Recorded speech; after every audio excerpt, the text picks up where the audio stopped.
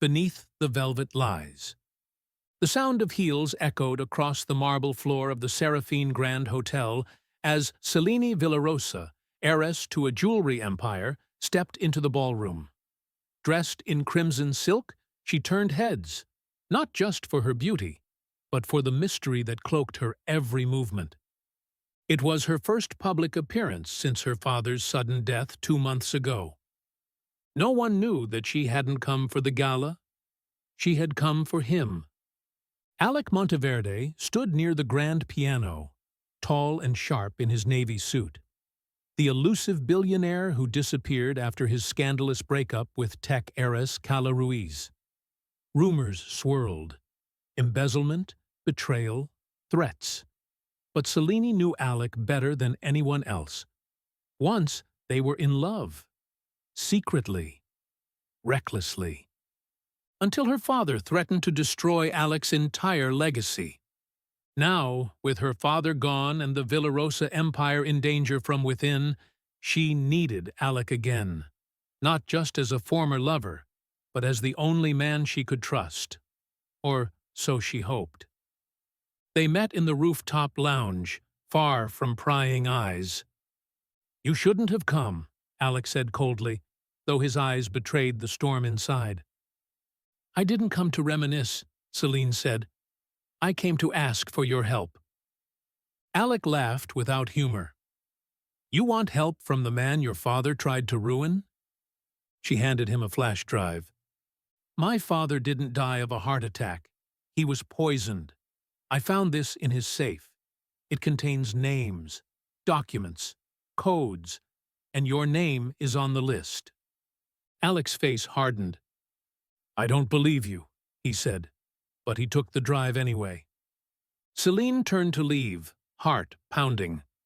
She didn't see the man in the black suit watching from the shadows, nor did she know someone had tampered with her car brakes. An hour later, as Cellini drove down the winding hill toward her family's estate, she noticed the steering tighten. Then loosen. The brakes. Gone. Her screams echoed into the night as the car spun, crashing through a metal fence and down into the trees. But someone was already there. Alec. He had followed her, sensing danger.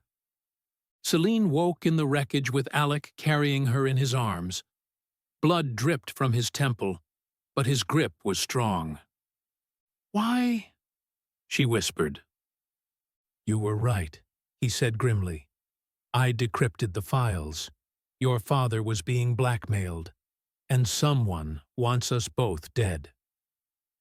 Back in a safe house Alec had prepared, Cellini and Alec unraveled the contents of the flash drive. The mastermind?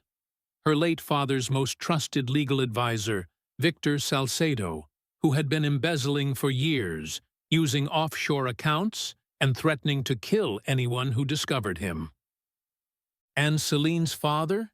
He found out just before he was killed. Victor planned to take over Villarosa Corp using a forged will, which now rested on the judge's desk. They had 24 hours to stop him. But there was something else on the drive. Alec's name, tied to an old surveillance recording showing him arguing with her father on the night he died. Selina stared at Alec, hurt. "Tell me you didn't—" "I didn't kill him," Alec snapped. "But yes, I was there. I begged him to let me be with you. He said he'd rather see me dead." Cellini turned away, tears threatening to fall. "How can I trust you now?" "I risked everything to save you tonight," he said. "But if you still don't trust me, I'll walk away right now." She didn't answer. He left. The next day, Celine arrived at the courthouse alone, flash drive in hand. But Victor was ready. His men followed her in. A gun glinted under one of their jackets. Before they could act, Alec appeared, with a small army of federal agents. "You shouldn't have left the backup copy at your yacht, Victor," Alec said coolly. "Encrypted or not, I had the keys. The men were arrested. The forged will was exposed. And the real one, which Selene had found in her father's office behind a fake wall panel, made her the sole heir. But Alec didn't speak to her afterward. He stood across the room, distant, unreadable. A week later, Selene appeared at Alec's private villa, dressed simply in white. "I was wrong," she said. "I let doubt poison what we had. I thought love was about safety, but it's about risking everything." He didn't speak.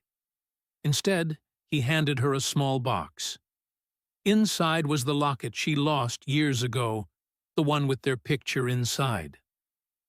"I've kept it all this time," he said. "Waiting." She smiled through her tears.